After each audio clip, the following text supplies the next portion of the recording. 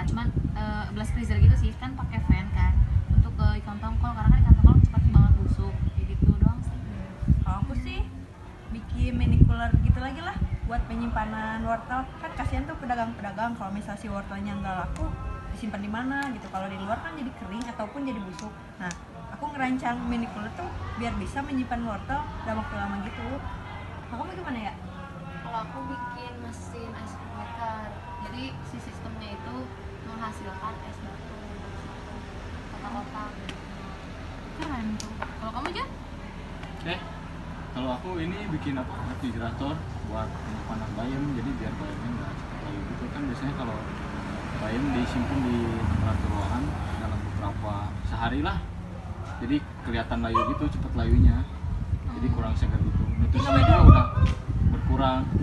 Jadi kalau misalkan bayam tersebut disimpan pada temperatur yang dirancang, misalkan kalau di Indosat ya sekitar 0 sampai 2 derajat lah, itu juga tergantung mau berapa hari simpannya. Jadi bayam tersebut bisa dijaga nutrisinya, terus tidak mudah layu, sama ya pokoknya segar aja lah gitu.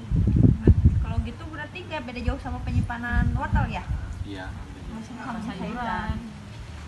Sebenarnya sih aku udah punya ide buat bikin storage buat udang gitu, cuman aku tuh masih bingung sebenarnya udang tuh butuh temperatur berapa sih untuk penyimpanan kayak gitu. Bentar. Nanti tau nggak? Terakhir aku baca teh di Indosat ya sekitar -1 kalau nggak salah. Tapi coba buka lagi deh. Coba kita buka ya, lihat dulu. Perasaan aku -3 deh kalau nggak salah. Oh iya, tapi lihat dulu aja, lihat dulu aja. Ya. Siapa yang benar nih?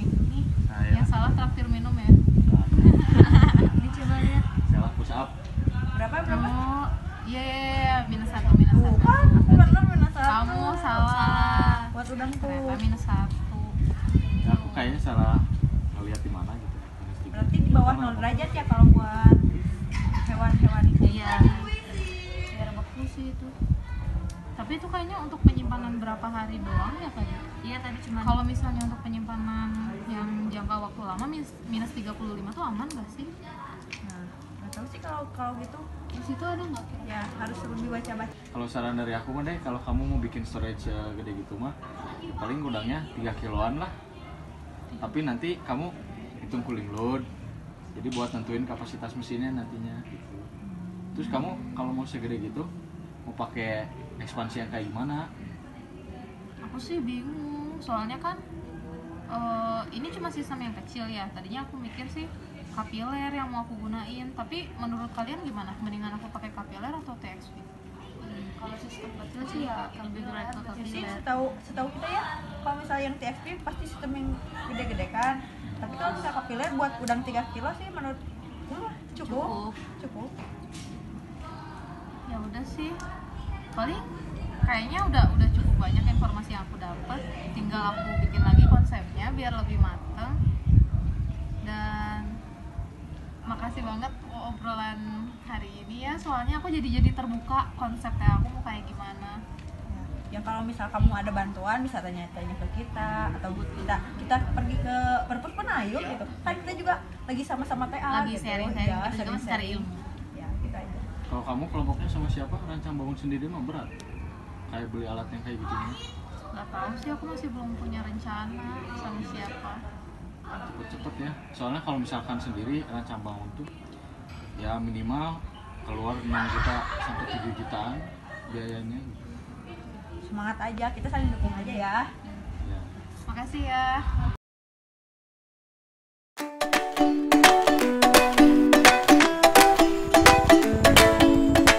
Oisan, kamu lagi sibuk nggak? Enggak, kenapa? Enggak, aku mau tanya. Aku punya beberapa pertanyaan gitu buat TA aku. Kira-kira mau punya waktu nggak buat ngobrolin itu sebentar? Sok, boleh. Jadi San, Gimana? jadi gini, aku punya rencana mau bikin alat. Nah, si alatnya tuh digunain untuk penyimpanan udang. Nah, tapi penyimpanan udangnya tuh untuk jangka waktu yang lama. Jadi butuh temperatur di bawah -30. Dan aku tuh udah nemu. Nah, aku tuh mau bikin sistem cascade. Nah, sistem cascade tuh ada 2 stage gitu. Jadi aku tuh butuh 2 kompresor yang nanti tuh bisa menghasilkan temperatur minus 30. Nah, menurut kamu gimana? Kalau menurut aku mah deh, kamu gak usah ngambil rancang bangun dah. Kayaknya kamu harus ke analisis, soalnya berat kalau buat cewek kalau rancang bangun. Tapi kalau misalnya aku nggak rancang bangun dan analisis, aku susah untuk mencapai tujuan aku. Ya nggak apa-apa, sekarang kamu nyari aja teman buat sekelompok sama kamu, cowok 2 orang, minimal 2 orang lah. Kalau kamu mau nggak? Aku udah ada. Kamu punya saran nggak? Siapa? Yang jadi buat kelompok siapa ya? Paling si Denny sama Adi. Ya udah deh, besok aku coba tanya mereka. Makasih ya, San. Jadi gimana nih malam? Kita mau nongkrong di mana? Tanya Bobi dulu aja. Oh, Bobi sih kan mana yang punya acaranya? Iya sih, cepetan atuh.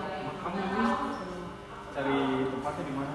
Kita mau ngobrolin tentang tugas akhir, jadi ya harus cepet biar lebih enak. Coba dan pengennya gimana?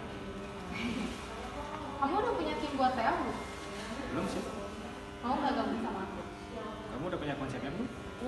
Aku udah bikin konsep.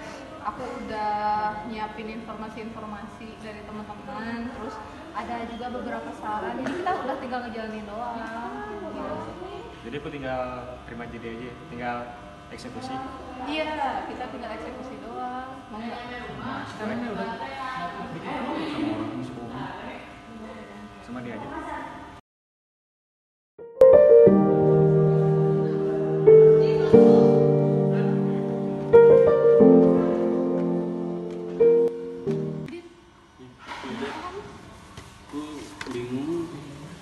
Bingung kenapa? Aku kan mau TA tapi aku belum punya kelompok sendiri, nggak bisa. Kebetulan banget.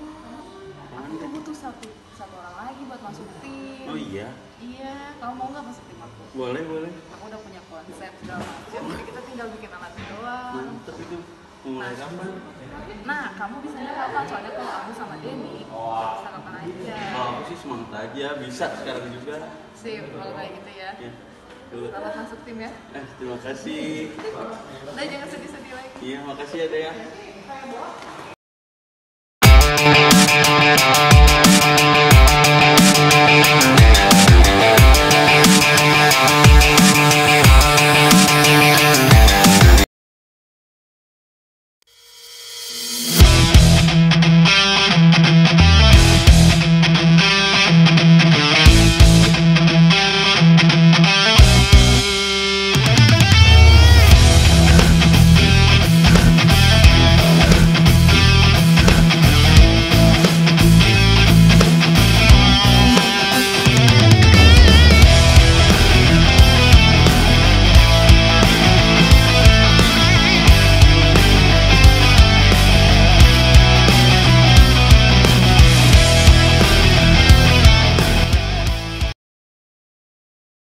Dek, jadinya bikin apa tugas akhir?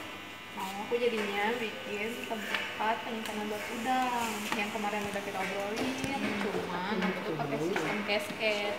Jadi sistem cascade tuh ada 2 sistem. Nah, dia tuh jadi sistem yang pertama evaporatornya tuh buat ngedinginin kondensor yang sistem kedua gitu. Jadi si keluaran kondensernya tuh nanti temperaturnya udah rendah si sistem kedua tuh. Jadi pada saat dia masuk ke alat ekspansi, nah temperaturnya yang dihasilin itu makin rendah, jadi si kabin nanti tuh bakalan lebih dingin daripada sistem-sistem yang single doang gitu. Keren ya? Ya soalnya kan kalau buat penyimpanan udang yang aku bikin tuh untuk hampir 1 tahun lah, dan itu tuh butuh sampai minus 30-an gitu. Jadinya ya dipikir-pikir kayaknya kita harus bikin sistemnya tuh yang double stage, makanya pakailah sistem cascade, pakai 2 kompresor, tapi kompresornya tuh beda refrigeran gitu. Kalau sistem pertama pakai yang R134A, kalau yang kedua pakai R404A. Kalau ekspansinya? Kalau aku pakainya kapiler, tapi kapilernya ditutup sini. Cuman karena ada anggota tim yang lain membutuhkan data untuk TXV, jadi dipasang juga TXV. Cuman untuk nanti aku ngambil data, nanti yang TXV-nya tuh ditutup gitu. Jadi aku cuma yang kapiler doang.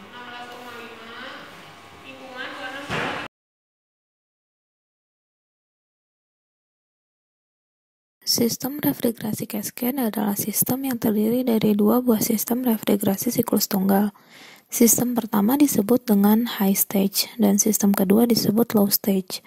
Sistem pendingin cascade sering digunakan untuk aplikasi industri pendingin yang menggabungkan dua atau lebih siklus pendingin secara seri. Hal ini dilakukan untuk memperoleh suhu yang rendah, yang tidak dapat dicapai dengan siklus refrigerasi tunggal. Pada prinsipnya, efek refrigerasi yang dihasilkan oleh evaporator high stage dimanfaatkan untuk menyerap kalor yang dilepas oleh kondenser low stage, sehingga dihasilkan temperatur yang sangat rendah pada evaporator low stage. Cara kerja sistem cascade sama dengan sistem refrigerasi siklus tunggal pada umumnya, di mana refrigeran berfasa uap jenuh dihisap dan masuk ke kompresor untuk dinaikkan tekanannya.